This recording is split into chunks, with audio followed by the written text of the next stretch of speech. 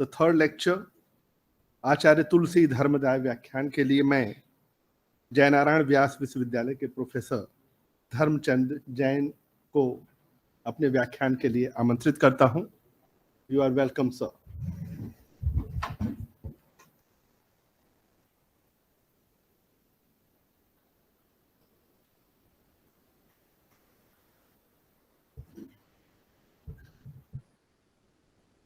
भवबीजाङ्कुरजननः रागाद्यः क्षयमुपागता यस्य ब्रह्मा वा विष्णुर्वा हरो जुनो वा नमस्तस्मै।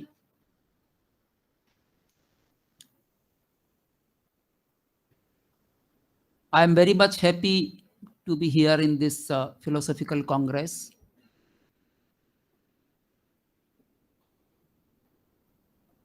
Dr. S.R. Bhatt, Professor Dilip Mohanta and Professor Paneer Selvam invited me for this endowment lecture,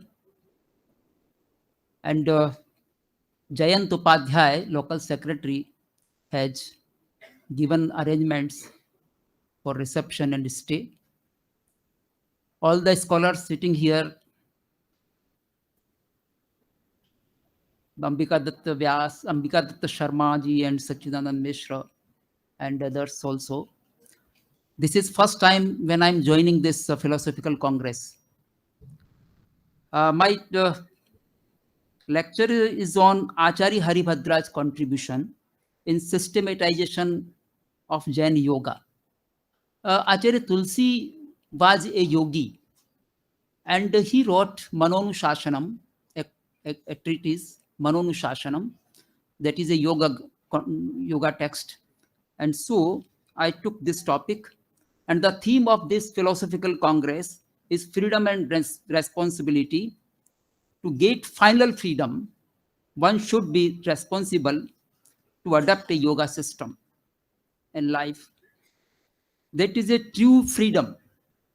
Hence, I am concentrating my topic related to Jaina yoga under the contribution of Acharya Haribhadras to systematize Jain yoga. Acharya Haribhadra, 770 CE, was an original thinker and a great philosopher in Jaina tradition.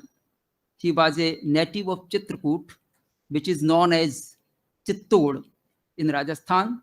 He was a Rajpurohit and an erudite scholar in Vedic tradition, but he could not understand the meaning of a Prakrit verse uttered by a Jain Sadhvi, Yakini Mahattara.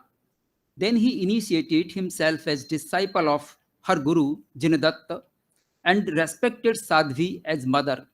Hence he used words for himself as Yakini Mahattara Sunu, which means a son of Sadhvi, Yakini Mahattara.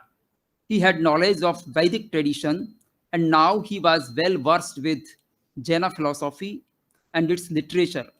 It is mentioned in the Prabhavak Charit that he created 1440 treatises in his lifespan, but presently about 75 books are available in his name. He was a great poet, commentator, author, philosopher, and reformer. He created his treatises either in Sanskrit or in Prakrit. We can put his works in the following categories: commentaries on Tattvartha Sutra, which is called as Tattvartha Bhashya Vritti, on Dashvikalik Sutra, on Avashyak Niryukti, on Chaitya Vandan Sutra is Lalit Vistaratika, Anuyog Dwar Vritti, Nandi Sutra Vritti, Jivabhigam Laghu Vritti, Pragyapana Padvyakhya, etc. Philosophical text is Shardarshan Samuchaya, Shastravarta Samuchaya, Lok Tattva Nirnaya, Anekant Jai Pataka, Anekant Vada Pravesh. Religious cum philosophical treatises as Dharma Bindu, Shodashak Prakaran, Upadesh Pad, Panchashak Prakaran, Ashtak Prakaran, Vinshati Vinshika. Narrative stories as Samrai Chikaha, Dhurtakhyan. Reformative literature as Sambodh Prakaran. Treatises on yoga, he coined 4 works on yoga, namely Yoga Drishti Samuchchay, Yoga Vinshika, Yog Bindu, and Yog Shatak. A few chapters of Shodashak Prakaran also discuss yoga. Commentary on Buddhist texts, Nyaya Pravesh of Buddhist philosopher Dingnak, astrological text, Lagna Kundaliya, zoological text is Veerastuti and Sansara Davanal Stuti. In this way, he contributed a lot to the Indian and general literary and philosophical world. He was well acquainted with all Indian philosophical systems and was full of respect for them. He was a truth seeker and also inspired others, as he says, Pakshpato na me vire na dveshah kapiladishu yuktimad vachanam yasya tasya karyah parigraha. Neither I have attachment to Mahavir nor aversion to other preachers like Kapil, but whose statement is logical, is acceptable. This is the attitude and style of Haribhadra to present his thoughts. He was an erudite scholar and great Acharya. He was of the opinion that there should be no difference among the omniscients, as he says, no bhedaiva tattvena sarvajnanamapi mahatmanam tatha namadi bhedepi bhavyametat mahatmabhi. There may be differences in names of sarvajnas, omniscients, but really no difference in them. There may be difference in words of their preaching, but no difference in their truths knowing. Another philosopher in Indian system like Haribhadra is not found who tried to find such unity among the different systems. Pandit Sukhlal Sanghvi called him a Samadarshi. There is a book by him, Samadarshi Acharya Haribhadra, published from Rajasthan Prachya Vidya Pratishthan, Jodhpur. Yoga in Jain tradition, there is no doubt that Patanjali Yoga Sutra is an ideal treatise in Indian yoga system, but yoga has also been discussed in the Upanishads, Bhagavad Gita, Yoga Vasishtha, Puranas, and also in the works of Gorakhnath. Buddhist and Jain traditions too discussed yoga concepts. Visuddhi Maggo, Abhidharma Kosh, Bodhicharyavatar are the texts which enumerate meditation and samadhi as yoga in Buddhist tradition. Jain tradition also looks very rich in this respect. It bears more than 25 works on yoga, which include the description of meditation. Mention of yoga starts from canonical literature and grows through Pujyapat Devanandin, 5th century, Acharya Siddhasen, 5th century, Jindbhadragani, Haribhadra Suri, Jogindu, Hemchandra Suri, Shubhachandra, Somadev, Yashovijay, 18th century, etc. Among these Jain Acharyas, Haribhadra Suri is the most prestigious name for systematizing Jain yoga. He can be considered as founder of the yoga system in Jain tradition in a broader way, through which all sadhana for spiritual development like sanyam, restraint, somewhat stoppage of karma inflow, tapa, penance, dhyan, meditation also comes in the category of yoga. In this respect, all Jain literature prior to him may be considered as yoga literature. But taking and defining the word yoga, he composed the independent treatises on it and gave a systematic form to Jain yoga. He took seeds from the Agamas for this new dimension. For instance, the Sutrakritang Sutra mentions some words like Ajhappa Yoga, Adhyatma Yoga, Bhavana Yoga, Bhavana Yoga, Jhana Yoga, Dhyana Yoga, Samadhi Yoga, Jogavam, Yogavan, etc. Acharya Haribhadra Suri used these words for systematization and development of Jaina Yoga. He propounds 5 types of yoga in his Yoga Bindu as Adhyatma Yoga, Bhavana Yoga, Dhyana Yoga, Samta Yoga, and Vritti Sankhya Yoga. Before Haribhadra, we do not find such a classification of yoga. The Acharang Sutra mentions some fragments about meditation. We find words like Kohadansi, seer of anger, Manadansi, seer of pride, Mayadansi, seer of deceit, Lobhadansi, seer of greed, Logavipassi, seer of the universe, etc. Avashak Nirukti of Bhadrabahu describes a concept of Kayosarga, an experience of separation of soul from body, which is related to meditation and yoga. Description of meditation or dhyan is also available in the Tattvarth Sutra and its commentaries. Acharya Kunda's works are devoted to describing soul and spiritual aspects, but the yoga system is not found in it. Samadhi Shatak and Stopdesh of Pujyapad Devanandin are considered for spiritual development. Dhyan Dvatrinshika of Siddhasen Divakar and Dhyan Shatak of Jindbhadragani are focused on meditation only. Hence, credit goes to Haribhadra Suri for systematization of yoga in Jain philosophy. Here we have to discuss his contribution in propounding and systematizing yoga in the available frame of Jain metaphysics and ethics. He was well acquainted with then prevailing different yoga ideologies, hence keeping them in view, he propounded Jain yoga system. He propounds yoga system keeping in view the ultimate goal of emancipation and takes recourse to agamas and arguments. Yuktyaagamanusarena yoga margo vidhiyate. He defines yoga as the means which unites a soul with final emancipation, mokshena yojanad yoga. He includes that every spiritual or religious activity in the yoga which unites us with moksha, as he says in the Yoga Vinshika, mokshena joyanao jogo, sabbo vi dhamma vavaro. Here he differs from Patanjali Yoga Sutra. According to Patanjali, Chitta Vritti Nirodh is yoga in which psychical activities are stopped. That is a form of samadhi and means of kaivalya.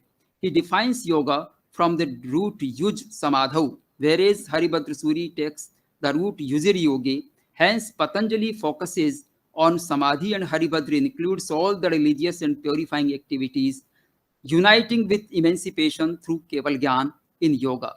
Defining this concept of yoga, he goes a step ahead from Patanjali and includes the stoppage of all activities of mind, speech, and body in the 14th Gunasthan. No birth and death takes place after it. This is a state of ayoga. Ayoga is the highest yoga in Haribhadra's view. Atastva yogo yoganam yoga para udahritaha. A soul lives in permanent bliss, having infinite knowledge and power. All the soul purifying activities since beginning come into the category of yoga. In this way, Haribhadra developed the yoga system in Jaina tradition. He is confident that his concept of yoga is non-confronted with other systems of yoga, as he says, Sarvesham yoga shastranam avirodhena tatvatah sannitya sthapakam chaiva madhyasthan tadvidah prati. Here one point is to be discussed in the Tattvar Sutra. Activity of body, speech and mind has been defined as yoga, and that yoga is considered as asrava, which means inflow of karma. This inflow may be shubha, good or ashubha. Inflow of karma is an obstacle in liberation. So use of word yoga as means of liberation is quite new development by Haribhadra. Seeing the different systems, discussing yoga as samadhi, he also took the positive aspect of yoga and on the basis of agamas and contemporary thinkers, he gave a shape to yoga as the means of final emancipation. Shubha yoga can resist Ashubha yoga, and that is called samvar. In Jain terminology, samvar is a part of sadhana. Hence, Shubha yoga can be a means of emancipation. It also can be a means of nirdhara, through which annihilation of existing karma bondage is occurred. In this way, all good activities, including penance, diminish the kashayas or evil passions. Hence, those can be considered as yoga. Impact of Haribhadra's definition of yoga is seen on Hemchandra Suri and Upadhyay Yashovijay also. Acharya Hemchandra says, yoga is a cause of moksha and that cause is Ratnatraya, right knowledge, right belief and right conduct. It means path of emancipation is yoga. In Hemchandra's view also. Yashovijay also speaks in the same voice of Haribhadra. Mokshena yojana deva yogo hyatra niruchyate. Due to meeting with emancipation, it is called yoga. Haribhadra Suri wrote separate text on yoga. His 4 texts on yoga are well known. Yoga Drashti Samuchaya and Yoga Bindu are in Sanskrit, whereas Yoga Shatak and Yoga Vinshika are in Prakrit language. One another, his work Shodashak Prakaran also has references on yoga. In this way, Haribhadra's 5 works propound and establish yoga system in Jain tradition. All of these have written in verses. There are 228 verses in Yoga Drishti Samuchay, 527 verses in Yoga Bindu, 101 verses in Yoga Shatak, and 20 verses in Yoga Vinshika. Haribhadra Suri propounds that the persons who enjoy in the world with material things and don't try to know the truth are not able to proceed into yoga. They have been called as Bhavabhinandin by him. Minimum qualification for yoga sadhana is subsidence in moha karma. A person who is not bonded with the extreme point of moha karma forever may be eligible for yoga. Moha karma is of 2 types: darshan moha, delusion in viewpoint, and charitra moha, delusion in conduct. Subsidence or destruction of darshan moha is necessary for expression of right view. Charitra moha includes anger, pride, deceit, and greed. These are found in different ratios. Highest point of anger, pride, deceit, and greed is to be removed for conducting yoga sadhana. Otherwise, mind doesn't concentrate in yoga. Haribhadra Suri introduced 5 levels of yoga as Adhyatma Yoga, Bhavna Yoga, Dhyana Yoga, Samta Yoga, and Vritti Sankshay Yoga in Yoga Bindu. Among these, every posterior yoga is more powerful or better than preceding one. But these occur in a sequence. First of all, a living being should have faith in spiritual purification and should be introvert to develop his inner ability. No other means is there. This Adhyatma Yoga includes the observation of Anuvratas and Mahavratas and friendliness to all living beings, compassion to all sorrowful beings, delightful experience to all happy and meritorious people, and indifferent behavior to adverse persons. In this Adhyatma Yoga, a person thinks and deliberates about animate and inanimate substances on the basis of Shastras. Sutra Kritang Sutra says, Jaha Kumbe Sangai Saye Dehe Samahare, Evam Pavai Medhavi Ajapena Samahare. A tortoise gathers up his limbs and becomes safe from enemy, just like it. An intelligent soul gathers up himself and becomes safe from sinful activities. Bhavna Yoga is a step ahead from Adhyatma Yoga. It is a fruit of continuous or repetitive practice of Adhyatma Yoga. Through this yoga, worldly desires and inner enemies of a soul are diminished and merits get increased. This Bhavna Yoga is occurred through knowledge, belief, conduct, penance, and detachment from worldly pleasures. Through this yoga, a soul gets betterment in purification. Dhyana Yoga is the next step in which mind is concentrated on Shubha objects and it is like a constant lamp. Haribhadra defines meditation as below: Shubhe ka lambanam chittam, dhyana mahur manishinah, sthira pradeep sadrisham, sukshma abhog samanvitam. Dhyan is a very important step of yoga in every tradition of India. This is an instrument to focus on the self and remove the karma particles from it. A soul becomes powerful through this to control himself and to overcome evil passions like anger, pride, deceit, and greed. It is very much helpful in purification. Jain philosophy propounds 4 dhyanas, out of which 2 dhyanas, namely Dharma Dhyan and Shukla Dhyan, are Shubh for purification through shedding karma particles from a soul. Acharya Haribhadra described 8 types of flaws of chitta, which create disturbance in a dhyan. Those are khed, tiredness after an activity; udveg, tiredness without performing any activity; bhram, inner confusion or delusion; utthan, absence of inner peace; kshep, changing state of mind; asang, obstinate state of mind; anyabud, affection in another thing; roga, illness.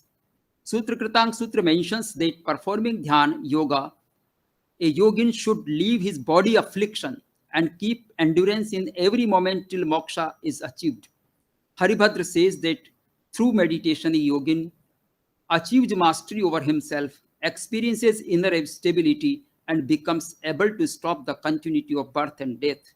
Dhyan yoga leads to Samta yoga. In this yoga, a yogin remains happy in every condition. Haribhadra Suri explains that a yogin remains indifferent in convenient and adverse conditions. which are the actual result of inner ignorance. Samta yogin is the enlightened person who is unaffected by these futile things. Haribhadra Suri propounds three results of this Samta Yoga. One, yogin doesn't apply his amazing achievements to attract anybody. Number two, destruction of minor karmas like Keval Jnanavaran, etc. takes place. Thread of expectations is abolished. Samta is not a condition of inertia. It is full of consciousness and wisdom. After this, fifth and the last Vritti Sankshay Yoga is experienced. In this yoga, all vrittis which are generated through contact of other things are totally annihilated forever.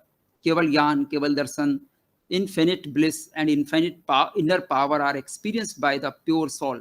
This is the state of 13th Gunasthan, namely Sayogi Kevalin Gunasthan. Then yoga proceeds to the state of Ayoga, where total annihilation of the activities of mind, speech, and body occurs forever. This is called the 14th Gunasthan, duration of which is less than a second. The soul lives in emancipation and experiences infinite bliss and total removal from worldly sorrows. Jain philosophy accepts that after annihilation of all 8 karmas, 8 attributes of a soul are experienced in completeness, that are Keval Gyan, Keval Darshan, infinite bliss, etc. In this respect, it differs from Nyaya Vaisheshik philosophies, where a soul becomes inertial in emancipation. Vedanta philosophy accepts that Jivatma unites with the pure Brahma and no separate existence of it is found, whereas Jain philosophy accepts infinite souls and after final emancipation, the soul has its individual existence. In the Yog Drishti Samuchay, Haribhadra Suri introduces 8 Yog Drishtis as Mitra, Tara, Bala, Dipra, Sthira, Kanta, Prabhapara. Here the meaning of Drishti is defined as below. Sat Shraddha Sangato Bodho Drishti Ritya Vidhiyate. Understanding with right faith is a Drishti. It is essential for spiritual development. Through Yoga Drishti, one can leave the wrong path and can proceed on right path. They are better than the preceding one. First 4 of these are fallible because these can happen in a person with temporary right direction, and the last 4 are found in a person having permanent right faith and understanding. I'm not elaborating these because the time is limited. I'm going ahead. This yoga system propounded by Haribhadra Suri has given a path for the posterior Jain philosopher to go ahead in this direction. Acharya Hemchandra Suri and Yashovijay are the great instances of it. Hemchandra Suri also defines yoga as a means of uniting with emancipation, and he also mentions the threefold yoga as I have mentioned it. Yashovijaya's Dvatrinshika have great role in this direction. His famous Dvatrinchikas on yoga are focused on Yoga Lakshan, Patanjali Yoga Lakshan, Purva Seva, Yoga Bhed, Yoga Vivek, Yogavatar, Yoga Drishti, and Yoga Mahatma. Importance of yoga. Other Dvatrinchikas are also related to yoga. All these treatises are concentrated on comprehensive understanding of Haribhadra's yoga works in detail. In this way, Haribhadra Suri was a pioneer philosopher in Jaina tradition to establish yoga in a very systematic way. He also discusses 5-fold yoga in other way as Sthan, Urna, Artha, Alamban and Analamban. Practice of proper posture is known as Sthan. Correct utterance of sound or words of scriptures is Urna. Proper understanding of the meaning of scripture is Artha. Concentration on the image of Tirthankara in his full glory or like that is Alamban, and concentration on the abstract attributes of omniscience is Analamban. First of these external spiritual activity as Karma Yoga are related with Karma Yoga, and the remaining 3 can be called as Jnana Yoga. This 5-fold yoga takes place in 5th Gunasthan of the laity and from 6th Gunasthan onwards in a monk. For general people, it may work as Yoga Bij. Every limb of this five-fold yoga is four kinds: is ichha, willness; pravritti, activity; sthirya, steadfast; and stability, siddhi, mastery. Through their comparison, through their these compassion, detachment, will to be emancipated, and subsidence in patience are useful. First of all, one should master the posture, then he should correct utterance of scriptures, etc. Then the meaning after that, one should practice concentration upon an image, and finally he should attempt at mastery over the concentration upon the abstract attributes of an emancipated soul. This is the full course of yogic practice. We can have some conclusions on this topic. Number one, Haribhadra Suri was an original thinker and had a vision to systematize the yoga sadhana with new concepts and terminology, keeping in view the Jain canonical literature and the prevailing yoga thoughts in his time. Number two, he gives importance and reverence to all other thinkers and practitioners, as he quotes names of Gopendra, Bhadanta Bhaskar, Kalatit. He also quotes treatise Samadhi Raj. It was also a old text, Samadhi Raj. We don't find its mention anywhere other place. He propounds yoga path for those who are having a quality of apunarbandhakta, which means non-binding of highest tenor of deluding karma, that is 70 crore of crores. He coined new words like Bhavabhinandin, Purva Seva, Apunarbandhakta, Urna, Vritti Sankshaya, Ichha Yoga, Shastra Yoga, Samartha Yoga, etc. in Jaina context. He introduced 8 types of obstacles of mind first time in Jainism. He gave a new direction to Jain sadhana philosophy in the framework of yoga. Thanks to all of you.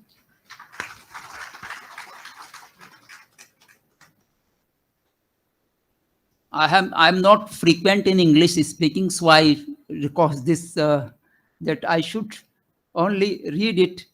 Otherwise, it was difficult for me to say all things in my language, in English language. So I should be forgiven for it. Thank you. बहुत बहुत धन्यवाद sir. तो इस तीसरे व्याख्यान के साथ endowment series की यह द्वितीय श्रृंखला यहाँ पे समाप्त होती है।